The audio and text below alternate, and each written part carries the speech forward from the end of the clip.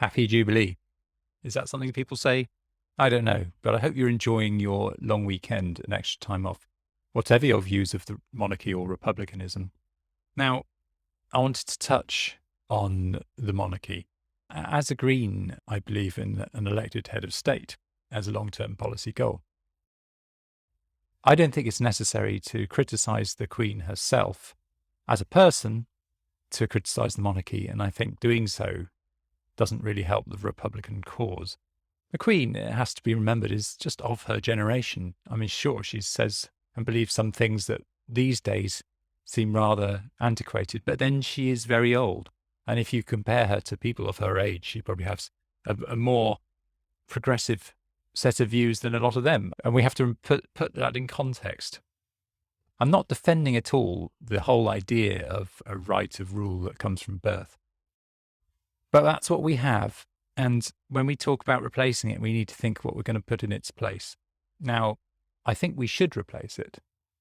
But we have to bear in mind what happens currently when people choose our leaders. We end up with potentially something more objectionable than the Queen. Now, this isn't a reason not to have an elected head of state, but I think we need to put things in a priority list in that, what do we fix first? Do we fix an unelected head of state who effectively has no real power before we fix the means with which we select them? Because the most important thing for protecting our country now is to fix our electoral system, make it fair so that vested interests don't get what they want. At the moment, we have a prime minister elected by a very small percentage of the population. I mean, arguably just his constituents, but we have a party that is governing with a large majority, with well under half of the people choosing it. Now, do we want to use a similar system to elect a head of state? That doesn't really seem to fix anything. So the first thing to do is to fix the much more urgent problem, which is making the government more representative. Because the government has power, and we've got to pick our battles. We make elections fair, we get a representative government, and actually, when we get a representative government, lots more things will become easier, such as changing how we elect and choose our head of state. Now, people say that the Queen provides good checks and balances, and potentially they're right. I mean, if some really awful government came in, you could say, well, she'll just refuse to give laws royal assent.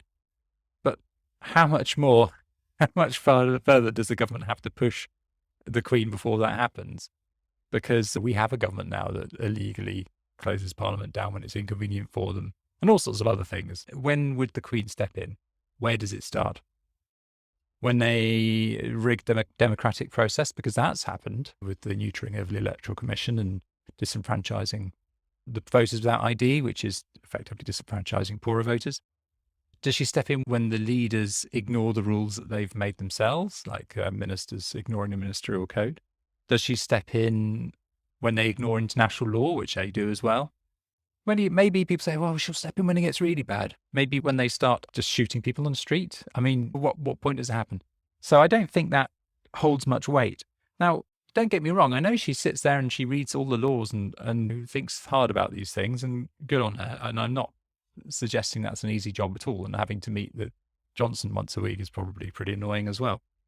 But if she doesn't actually stop him doing anything, then what power does she really have? And not only that, but could she stop him doing anything? Because this is a government that has shown that they have no regard for our constitutional safeguards. And if they ignore the ones we have there, why would they pay any attention to the Queen saying, don't do this, or refusing to give a law royal assent? So I'm not convinced that actually in this country, the head of state currently has any real power other than as a figurehead. Therefore, I think we pick our battles and we fix government before we worry about electing a head of state. So do we even need a head of state?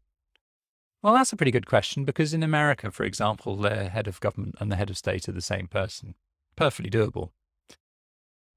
But in this country, do we want the head of government and the head of state to be the same person? Just think that would make the current government even worse, wouldn't it? Although, as I've said, if we elect the head of state in the same way, then they're going to be pretty much aligned with the head of government. So what do we do? a head of state could be purely ceremonial, in which case, does it matter the hereditary? I mean, these are the questions we have to ask ourselves. If you believe that there should be somebody who goes around cutting ribbons and pinning medals on people and stuff, then you can argue that that person should be apolitical, because it's much easier, barring any arguments about monarchies and republicanism, it's much easier, isn't it, to accept some sort of award from somebody who is constitutionally apolitical, so you are not going to be disagreeing with them about any particular kind of politics because they aren't allowed to say anything about it. Isn't it easier to have that person opening things and giving people civic honours than it is for somebody who you may detest? I mean, speaking personally, I would rather receive an award, should I ever receive some sort of award, I would rather receive one from the Queen than I would from Boris Johnson. Now, I'm not saying that that person who is the head of state has to inherit it, but if we vote for them, then that takes that sort of neutrality away. So what do? I don't think these are easy questions. I'm a big believer in democracy, but equally, I can see how having a democratically chosen head of state doing these ceremonial things is problematic.